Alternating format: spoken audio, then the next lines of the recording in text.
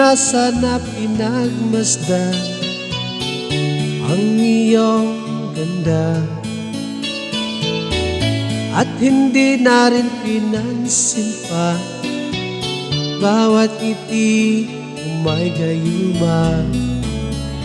Dahil sa akala ko hindi ako iibig sa'yo, ikaw pala ang aakit sa puso ko.